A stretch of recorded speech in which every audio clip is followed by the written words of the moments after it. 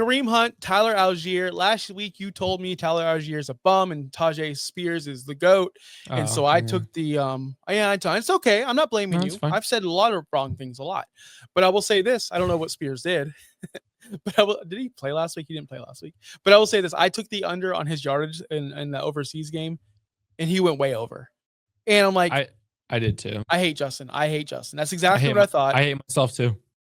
I hate Justin because I actually listened to him on this one, and it cost me a lot of money because that's the only thing I missed in my entire parlay. Either Yeah. way, I don't see that kind of game happening again with Algier. He just doesn't get the volume. 11 carries last week. Guys, pay attention to these overseas games if you haven't, or especially the Thursday night games, but more often the overseas games. Backups get a lot of play. Backups get a lot more play than you guys understand or could think.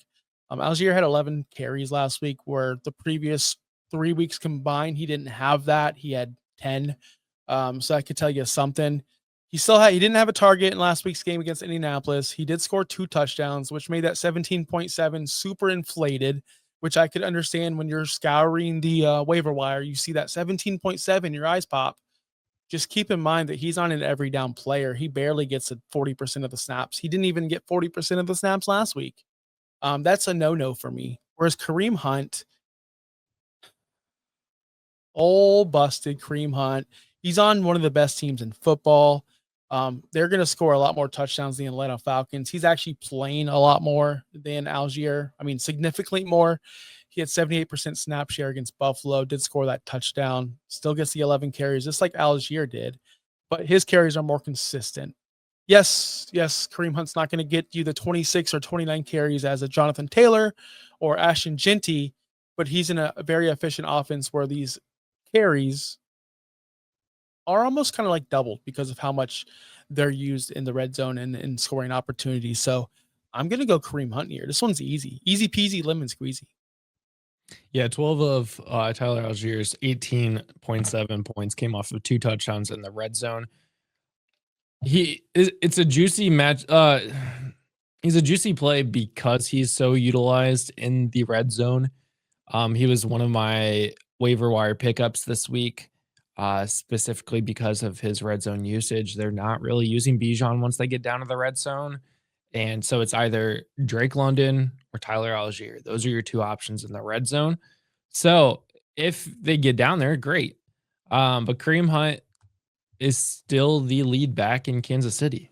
And lead backs are going to be more favorited over the backups. There's only a 3-point differential on what Denver allows versus what Carolina allows. Denver is a little bit more stingy on the defense, but I could definitely see the Chiefs spreading that ball out, getting Kareem Hunt involved. Even on just 11 rush attempts last week, he had 49 yards and a touchdown. He did get a couple targets, which is helpful, but I mean, he didn't do really anything with those targets. Only 6 yards. But 12.5 points. That's a good steady. I would much prefer a 12.5 point game versus it could be 1. It could also be 18. We don't know. I'd rather just play the safe bet and go for the 12 and be like, dang, I missed out on 6 points rather than, oh, dang, I missed out on 12 points.